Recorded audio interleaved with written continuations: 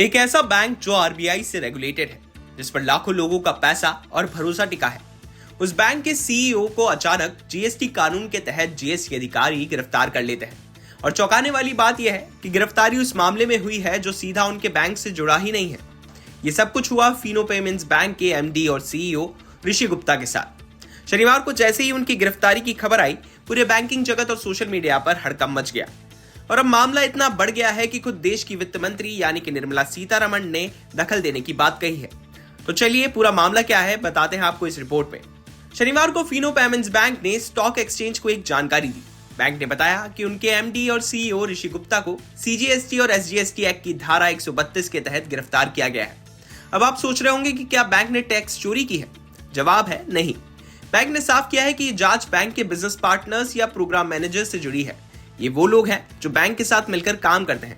Bank का कहना है कि उनकी अपनी जीएसटी कंप्लायंस बिल्कुल दुरुस्त है, लेकिन उनके किसी पार्टनर के चक्कर में सीईओ को जेल जाना पड़ा है।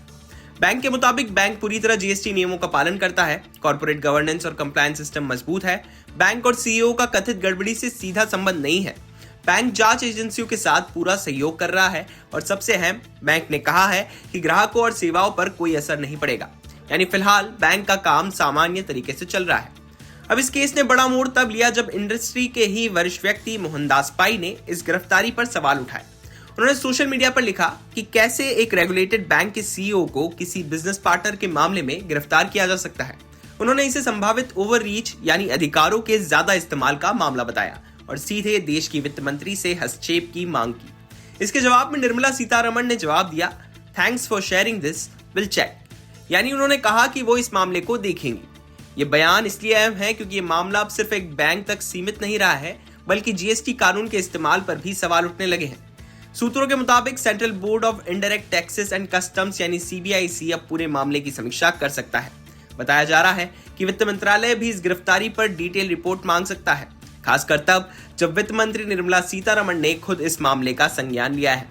इसका मतलब साफ है कि सरकार अब ये समझना चाहती है कि क्या गिरफ्तारी पूरी प्रक्रिया के तहत हुई या फिर कहीं जीएसटी कानून की शक्तियों के इस्तेमाल को लेकर कोई सवाल खड़े हो रहे हैं।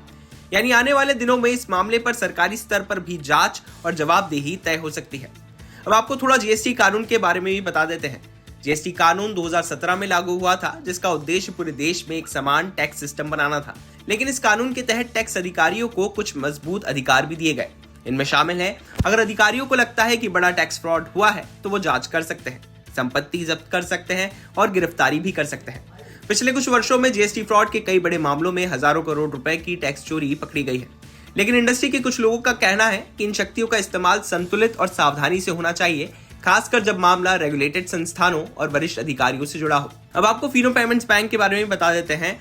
फिनो पेमेंट्स बैंक भारत का एक पेमेंट बैंक है जो खास तौर पर ग्रामीण इलाकों, छोटे व्यापारियों और डिजिटल बैंकिंग सेवाओं पर फोकस करता है। पेमेंट बैंक का मतलब है कि बैंक डिपॉजिट ले सकते हैं, डिजिटल पेमेंट और ट्रांसफर कर सकते हैं, लेकिन वो पारंपरिक बैंकों की तरह लोन नहीं दे सकते। इसलिए इस तरह के बैंक के सीईओ का गिरफ्तार होना पूरे बैंकिंग सेक्टर के लिए एक बड़ा और संवेदनशील मामला माना जा रहा है। फिलहाल बैंक ने यह भी कहा है कि उन्हें देश की न्याय प्रणाली पर पूरा भरोसा है और वो जांच में सहयोग करेंगे। अब इस पूरे मामले में आगे 3 चीजें अहम है। पहला, जांच एजेंसियों का क्या निष्कर्ष निकलता है। दूसरा, क्या सीईओ की गिरफ्तारी सीधे किसी गलत काम से जुड़ी साबित होती है या ये सिर्फ बिजनेस पार्टनर से संबंधित मामला है। तीसरा, क्या जीएसटी कानून के इस्तेमाल और गिरफ्तारी की प्रक्रिया पर सरकार या नीति स्तर पर कोई नई चर्चा शुरू होती है, क्योंकि अब ये मामला सिर्फ एक बैंक तक सीमित नहीं है, बल्कि कॉर्पोरेट गवर्नेंस, जीएसटी कानून और नियामकीय शक्तियों तीनों से जुड़ गया है। फिलहाल सीईओ गिरफ्तार है, बैंक कह रहा है कि उसका कोई सीधा संबंध नहीं है, इंडस्ट्री सवाल उठा रही है और वित्त मंत्री ने कहा है कि वो मामला देखेंगी। अब सभी की नजर जांच और सरकार की अगली प्रतिक्रिया पर है। बिजनेस से जुड़ी बाकी तमाम खबरों के लिए आप देखते रहिए बेस्टा।